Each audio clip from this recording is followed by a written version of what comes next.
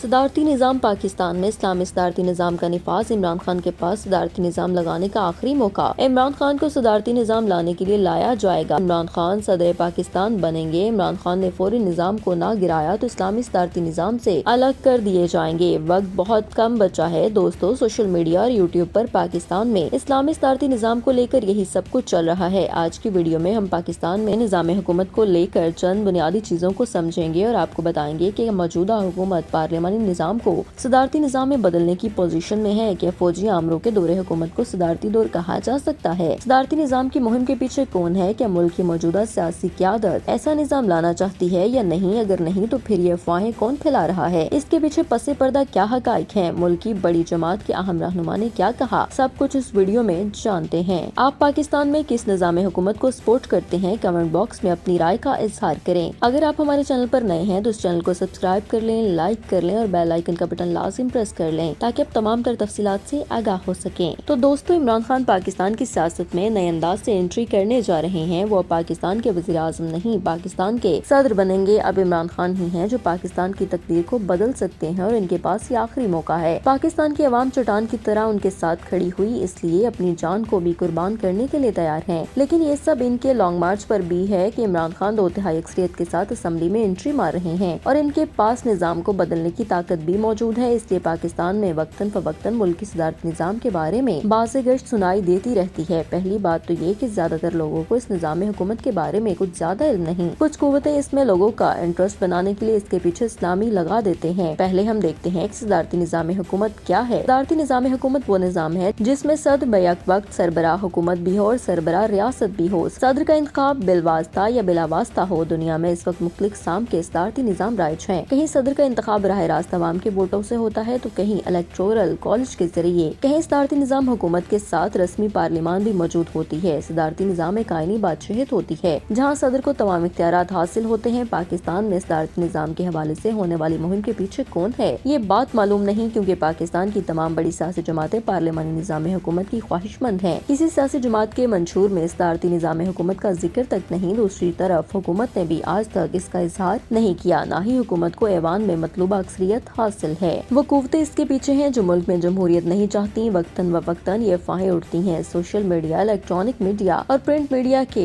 Paid صحافی اس مہم کو ہوا دیتے ہیں، لیکن عوام کی اکثریت کی تائید و حمایت حاصل نہیں۔ سوشل میڈیا پر تو اسلامی صدارتی نظام کے حوالے سے ایک باقاعدہ مہم بھی شروع کر دی گئی ہے تاکہ مذہبی جذبات کو استعمال کر کے ملک میں صدارتی نظام حکومت کے لیے راہ ہموار کی جا سکے۔ کچھ عناصر ریفرنڈم کی باتیں بھی کر رہے ہیں۔ ریفرنڈم تو کرایا جا سکتا ہے لیکن ریفرنڈم کی بنیاد پر قانون سازی نہیں ہو سکتی۔ نظام حکومت میں تبدیلی کا سادہ طریقہ دونوں ایوانوں میں اکثریت سے نیا عمرانی معاہدہ تشکیل دیا جائے۔ اس کی تشکیل سے پہلے تمام سیاسی جماعتیں چاہے وہ پارلیمنٹ کے اندر ہوں یا باہر، ان سے مشاورت کی جائے۔ خصوصاً علاقائی جماعتوں کی آراء شامل کرنا بہت ضروری ہے، کیونکہ ایوب خان کے صدارتی نظام اور 1 یونٹ سسٹم کی وجہ سے ہم آدھے سے زیادہ یعنی 56% ملک گنوا چکے ہیں۔ میڈیا پر جو مہم جوئی ہو رہی ہے اس پر آرمی جرنیلوں کی تصاویر شیئر کی جا رہی ہیں جو تشویشناک ہے، کیونکہ آرمی کا نظام حکومت سے کوئی تعلق نہیں اور نہ ہونا چاہیے۔ اس تاثر کو زائل کرنا چاہیے کہ آرمی ملک میں صدارتی نظام کی خواہاں ہے۔ پاکستان جیسے کمزور ممالک پارلیمانی نظام سے صدارتی نظام جیسی تبدیلی کا متحمل نہیں ہو سکتا، کیونکہ یہاں مختلف علاقوں میں علاقائی اور نسلی بنیادوں پر تعصب پایا جاتا ہے۔ یہاں ضرورت اس امر کی ہے کہ پارلیمانی نظام کو ملک کی وحدت کی خاطر محفوظ کیا جائے۔ قومی اور صوبائی اور لوکل انتخابات کا تسلسل ہو۔ ملک کی تاریخ کا زیادہ تر وقت غیر قانونی نظاموں کی نثر ہوا۔ آج وقت کا تقاضا ہے کہ پاکستان کو بچایا جائے، نظام کے ساتھ کھلواڑ نہ کیا جائے۔ موجودہ حالات میں پارلیمانی نظام کو صدارتی نظام میں بدلا جا سکتا ہے۔ پاکستان تحریک انصاف کے پاس اتنی اکثریت نہیں کہ وہ نظام حکومت میں تبدیلی لا سکیں۔ پارلیمانی نظام سے صدارتی نظام میں بدلنے کے لیے آئین میں ترمیم کی ضرورت ہوگی اور بہت بڑی تعداد میں آئینی شقوں کو تبدیل کرنا ہوگا۔ ناظرین اکرام، پاکستان تحریک انصاف کے پاس آئین میں ترمیم کے لیے مطلوبہ 2/3 اکثریت نہیں۔ میں سمجھتی ہوں کہ موجودہ صورتحال میں اپوزیشن کی کوئی جماعت بھی تحریک انصاف کا ساتھ دینے کے لیے تیار نہیں ہوگی۔ پاکستان کو ایسے کسی اقدام کی طرف جانا چاہیے۔ پاکستان ایک فیڈریشن ہے۔ ماضی میں جب صدر ایوب خان نے 1962 میں ملک میں صدارتی نظام حکومت کو رائج کیا تو وفاقی اکائیوں میں غلط فہمیاں پیدا ہوئیں جس کے نتیجے میں ملک کے 2 ٹکڑے ہو گئے۔ یہ کہنا غلط ہے کہ پاکستان میں صدارتی نظام کا تجربہ نہیں کیا گیا۔ صدارتی نظام کا مطلب ہے کہ ایک شخص آ جائے گا اور وہ اپنی مرضی کے لوگوں کو حکومت میں شامل کر سکتا ہے۔ یہ طاقت تو ایوب خان کے پاس تھی، جنرل یحییٰ کے پاس بھی تھی، جنرل ضیاء الحق اور جنرل مشرف کے پاس بھی یہی طاقت تھی۔ فوجی حکمران حکمرانوں کے دور میں صدارتی نظام ہی تھے، چاہے وہ بندوق کے زور پر تھے کہ جو کچھ کرتا تھا صدر کرتا تھا اور جس کو چاہتا تھا تعینات کر دیتا تھا۔ ہمیں یہ نہیں بھولنا چاہیے کہ پاکستان ایک فیڈریشن ہے۔ اگر آپ صدارتی نظام لائیں گے تو چھوٹے صوبے جن کے پہلے ہی فیڈریشن سے بڑے گلے ہیں، ان کو یہ پسند نہیں آئے گا۔ اگر صدارتی نظام آیا تو جن کے پاس اکثریت ہوگی تو پھر وہی صدر بنے گا۔ تو پنجاب سب سے بڑا صوبہ، اس کی آبادی سب سے زیادہ ہے۔ پاکستان تحریک انصاف بطور جماعت اس مہم کے پیچھے نہیں ہو سکتا ہے کہ کچھ ناعقبیت اندیش جو نئے جماعت میں آئے ہیں وہ اپنی انفرادی حیثیت میں اس بحث کو بڑھاوا دے رہے ہوں، لیکن تحریک انصاف بطور سیاسی جماعت اس مہم کے پیچھے نہیں۔ عین ممکن ہے جو اس کے پیچھے وہ لوگ ہوں جو فوجی آمروں کے حامی رہے ہوں، اب یہ بحث چھڑ کر بیٹھ گئے ہیں۔ مسلم لیگ نون کے جنرل سیکرٹری احسن اقبال نے دعویٰ کیا کہ سابق بھارتی وزیر اعظم اندرا گاندھی طرز کی ایمرجنسی اور نظام کی تبدیلی کے فارمولوں کی پھڑ پڑاہٹ سنی جا رہی ہے۔ جون 1975 میں بھارتی وزیر اعظم اندرا گاندھی کی حکومت نے ملک میں ایمرجنسی نافذ کرنے کا اعلان کیا تھا۔ کانگریس سے تعلق رکھنے والی اندرا گاندھی جمہوری طریقے سے اقتدار میں آئی تھیں، لیکن مبینہ طور پر مخالفین کو کچلنے کے لیے انہوں نے ایمرجنسی نافذ کر دی۔ 21 ماہ تک جاری رہنے والی ایمرجنسی میں بڑی تعداد میں گرفتاریاں ہوئیں اور اپوزیشن کے بھرپور احتجاج کے بعد بالآخر فروری 1977 میں ایمرجنسی کے خاتمے کا اعلان کیا گیا۔ آج پاکستان کو اندرونی اور بیرونی محاذ پر بے شمار چیلنجز کا سامنا ہے۔ مغربی سرحد پر طالبان فوج کو چیلنج کر رہے ہیں تو مشرقی سرحد پر ہمارا ازلی دشمن بھارت دھاک لگائے بیٹھا ہے۔ ایک طرف پاکستان نے اپنی پہلی سیکیورٹی پالیسی جاری کی جس میں معاشی چیلنجز کو